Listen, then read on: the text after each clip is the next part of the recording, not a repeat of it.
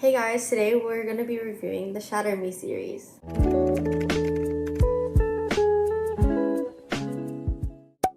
If you haven't seen any of my other videos that I've uploaded as part of my video book review series, my name is Sydney, I'm in the 10th grade and I'm doing this as part of my personal project. In this series, I'm making 4 different videos about 4 different books from 4 different genres. In this video, we'll be reviewing the Shatter Me series as part of the dystopian genre. First of all, I just want to say that the Shatter Me series is a long series. There are 6 books in total, plus 5 novellas, which is a lot considering the books are all about this thick, so about like 500 pages. But it is a really good series and I do think it's worth reading. It's separated into 2, first trilogy and the second trilogy. The novellas kind of fit in between, so it goes Shatter Me and then a novella and then Unravel Me and then another novella and then Ignite Me and then it goes Restore Me and then a novella and then Define Me and then a novella and then Imagine Me and then a novella, which is this one. To start off, let me explain the Shatter Me series and what it's about.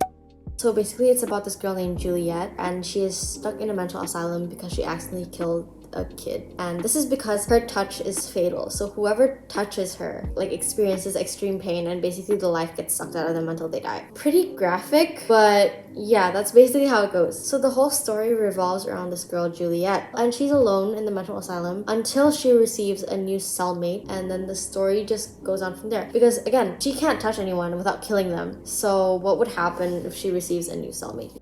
So because of her experience with like accidentally killing a child because of her touch and then getting stuck in the mental asylum for how many 100 days, she's kind of insane in the head. Oh my god, she's insane. So the way the book is written is that you see on the cover of this book, this is the second book by the way, I don't have the physical copy of the first one. There's a strike through here.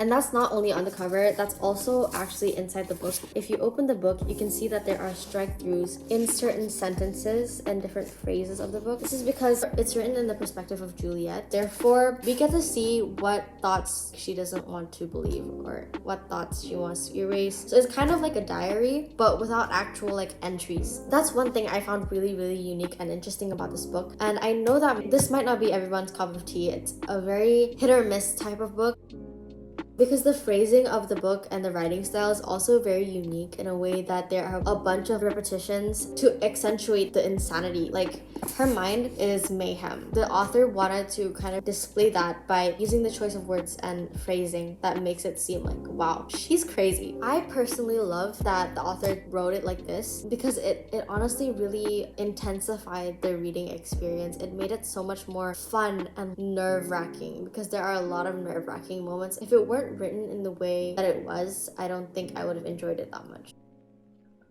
Also, there are alternating point of views starting from the second trilogy, and I can't give a lot away without spoiling it. It's honestly better to go into the series blind. You can't really find out anything about it without spoiling it because of how many plot twists there are. When you read the first book, you would never guess what would happen in this, which is the very, very last novella. You would never guess. It's crazy, and that's what makes it so fun. It had so many unexpected twists and turns. I was in shock most of the time reading this book, and it kept me turning the pages, and it was so addictive. It was so fun. Other than the whole plot, the characters themselves are also really likable and they're really well written. I would say Juliet, the main character, had one of the best character developments that I've ever read. From the first book to the third book, which is this one, you can already see how much she's changed for the better, and that goes the same for every single character. And the side characters, the side romances, the main romance, everything, like the found family, the romantic relationships, the friendships, everything was so good and so well done that like it made me emotionally attached to every single one of the characters and every single one of the relationships that is in this book. Other than that, a few things that I didn't really like about this book was that the main couple, I didn't feel their development was super good. I still love them.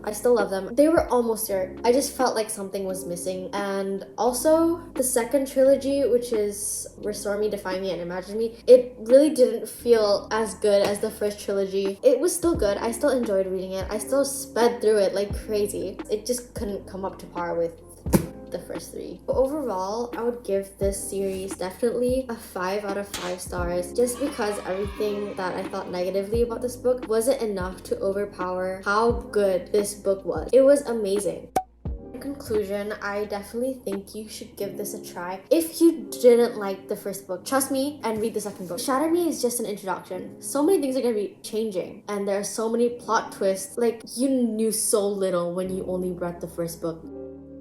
That's it for Shatter Me, and this also puts an end to my video book review series. To recap, we've done The Cruel Prince, If You Could See the Sun, The Inheritance Games, and the Shatter Me series. And I really hope that you will give at least one of these books a try. Thank you for watching. Bye bye!